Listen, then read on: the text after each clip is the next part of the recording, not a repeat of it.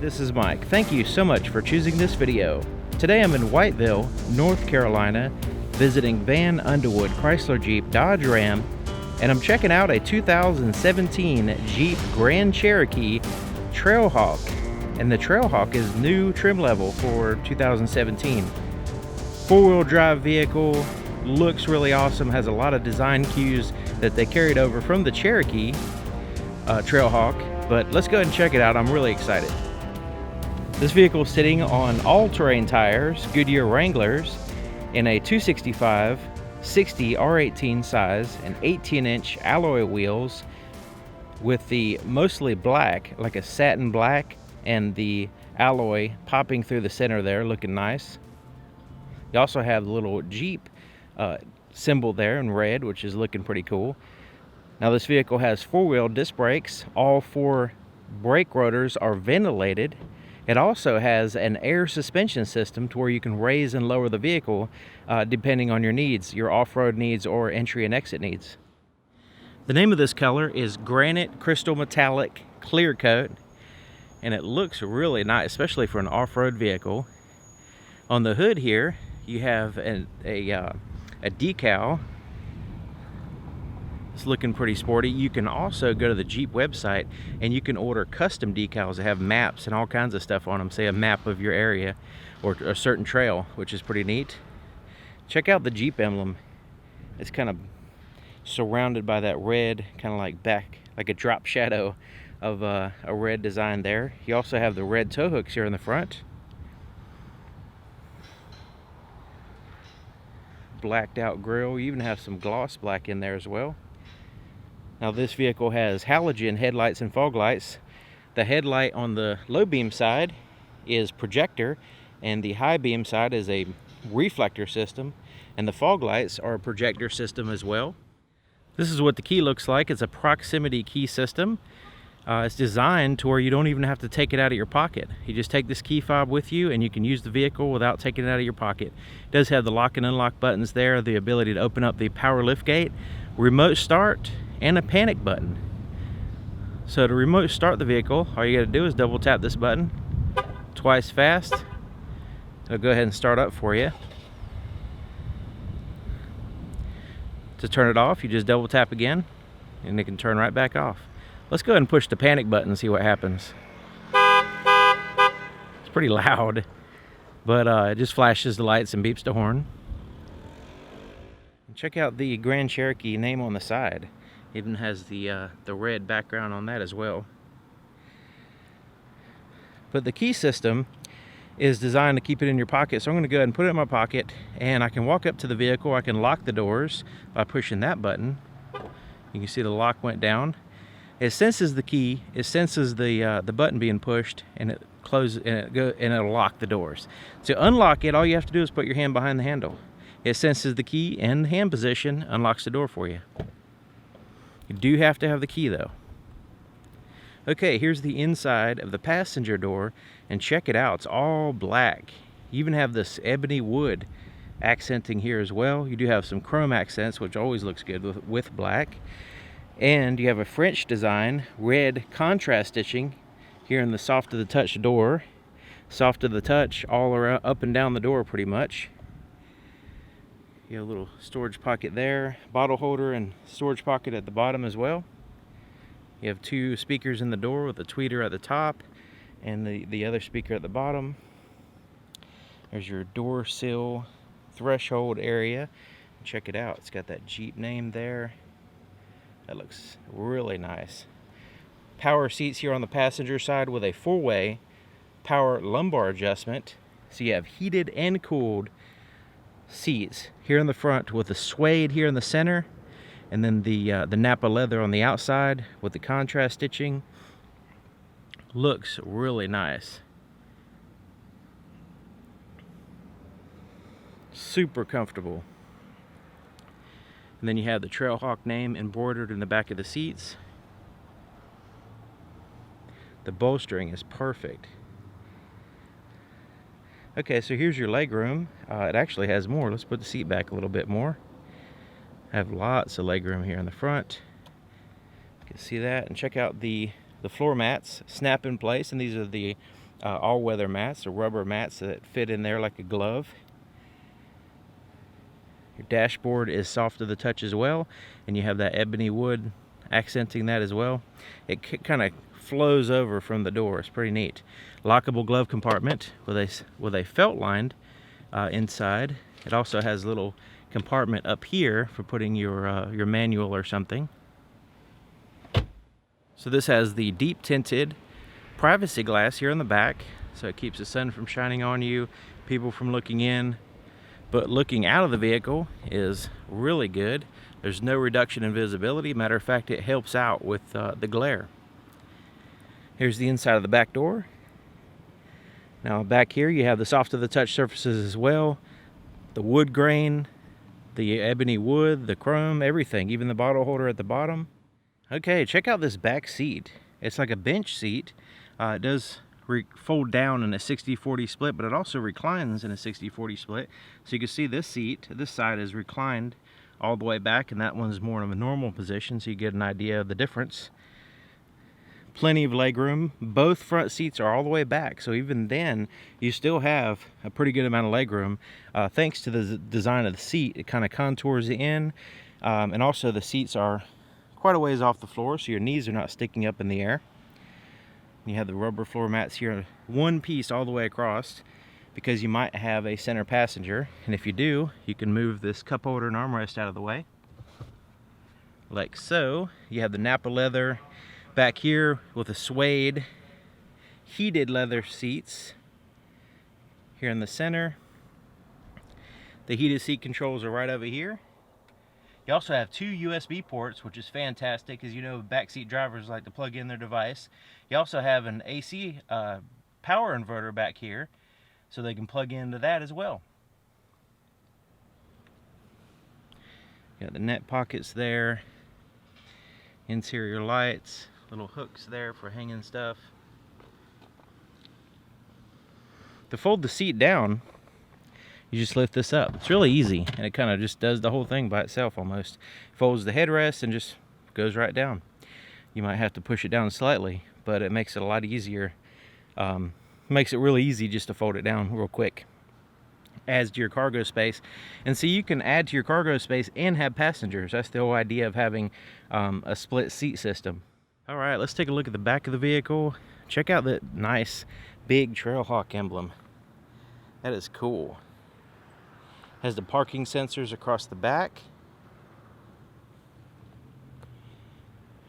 You have a blacked out 4x4 badge here. The backup camera is in a perfectly center position, which is great for backing up to a trailer. And has the LED tail lights. You have dual exhaust. And the trailer tow package is already installed with the 7 and 4-way outlets right there for your trailer. So you can open up the power lift gate by pushing a button just under here. There's a button, or let's go ahead and just use the key. So we can just double tap that and it'll open right up for us. So you can remote start the vehicle. Let's say you're leaving the house or you're leaving anywhere, you're walking towards the vehicle, you can remote start it, you can open up the back, you can get it all ready, unlock the doors while you're walking towards it, so that way when you get there, it makes everything easier, especially if you have a bunch of people with you. Okay, so here in the back is your cargo area, and massive amount of room, and you can see once you start folding seats down, it gets really big. Massive area. Okay, so you have some tie downs on all 4 corners, so you can tie some stuff down. Has these metal ramps here for sliding things in. You also have these raised portions of metal to slide things in easier. Grocery bag holders or bag holders here on the side. Has an LED flashlight here, so you can, it's charging, and then you access it when you need it. A little storage pocket there. 12-volt power supply that's switched with the ignition. You see a little key there, just letting you know that. And more bag holders, subwoofer here on the right side. Of course, you can install a shade if you wanted to. Okay, so there's even more cargo space under here. So check it out. Let's lift this up. There's this little hook here. Let's grab that and hook it up here like so. That kind of holds everything up for you. And this is where you'll find a full-size spare tire, your tools. You even have a funnel for your fuel door there, which I'll show you in a minute. But you also have these bins, and these bins are easily removed.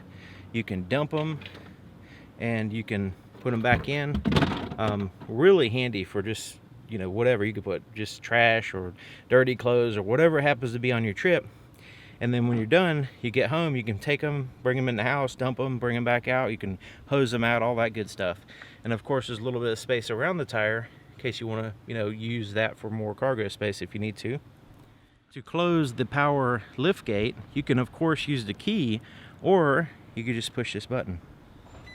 And beeps at you a couple times and comes right on down. If anything gets in the way, like my hand, it'll go right back up. So it's pretty safe. I mean, you got to watch out for kids, you know, fingers and stuff like that, because it will pinch them. But it's not going to like, you know, crush anything or damage anything like that.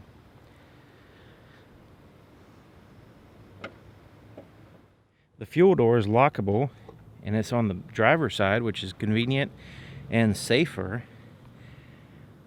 So there's your fuel door, and look at there, no cap. So you don't have to worry about a cap. It has a rubber seal around the outside, but generally you just walk up, put your nozzle in there, pump your gas, and you're good to go. You don't have to worry about check engine lights turn on when you have the cap too loose or anything. It is a sealed up system here, and there's two doors to access the gas tank. That's why you have to use that funnel if you use a little gas can to access the actual gas tank. So if anything gets right in here, it's just going to fall out the bottom. But it has to go past the second door to access the fuel tank. Now, if you use the remote start, you still have to push the button when you get in. But since it's not started, let's go ahead and we have the key inside, which is required. Put your foot on the brake and push this button. And you only have to push it one time. You don't have to hold it. It has the tip start feature.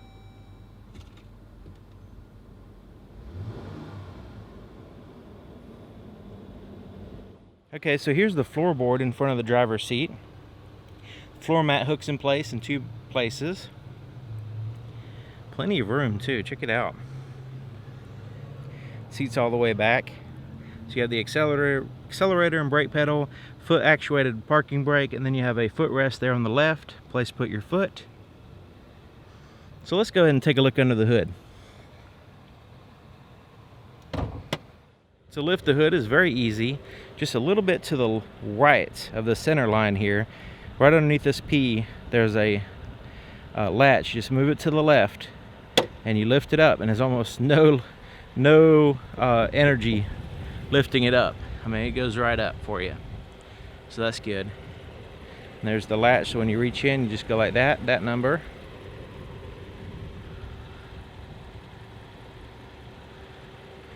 Okay, so underneath this big plastic cover, actually you can see it under here, it's a V6. It's a Pentastar 3.6 liter V6. Has a 8-speed automatic transmission paired to it, which is fantastic. If you haven't driven the 8-speed transmissions they have now, you have to take one for a test drive. It's amazing what they can do. So you can see everything's organized. It has the insulated firewall there in the back, and everything is tied off. And you can see right here where the lines to adjust the suspension are. That's pretty neat. There's your brake fluid. But you can see we're in there pretty good. Now there's a little bit of room in front of the engine because you can actually get a V8 in this vehicle too as well. Here's the inside of the driver's side door. It's just like the other side, except for it has a few more buttons. You have your door lock controls, power window controls. Now the front are automatic. So let's go ahead and roll it down and see how fast it is. And actually, it has the two-pane laminated glass here, see if it'll focus on it. But it has the 2-pane glass right here and has the acoustic material on the insides to keep outside noises from entering the vehicle. And also it's kind of a safety feature. It's one touch up as well. Your side mirrors are controlled here. You just pick a side and then you can adjust with this little pad, but it also has power folding side mirrors. You just push that button and they'll fold right on in. You can push it again, they'll fold them back out. You have 2 memory positions for your power seat. And here's your power seat. It's a just like the other side, it even has the 4-way lumbar adjustments as well. Love the way these seats look. That combination of suede and leather looking awesome. So right in here, we already saw the door, your fuel door button here, but right here is your headlight controls. You have automatic, off, parking lights, and then on, and then you can turn your fog lights on and off pushing the center button here. And you have your interior gauges dimmer switch, which also turns on the interior lights as well. You have a tilt and telescoping steering column, so we can go up and down, we can go in and out, and we lock it in place right here. So this vehicle has a blind spot monitoring system. It's also a cross path detection system as well. See that little triangle in the heated side mirrors? That will illuminate if somebody's in your blind spot. So there's a sensor back here somewhere, right in this area, and it senses if a vehicle's in your blind spot and it'll let you know. Now if you turn your turn signal on in that direction, on the appropriate side, then it will kind of give you an audible warning as well. Now, when you're backing out of a perpendicular parking spot like these vehicles here, if you're that center vehicle and you're backing out, you may not be able to see around the other cars. So the cross path detection system will alert you if a car is coming from either direction, and it uses that little triangle.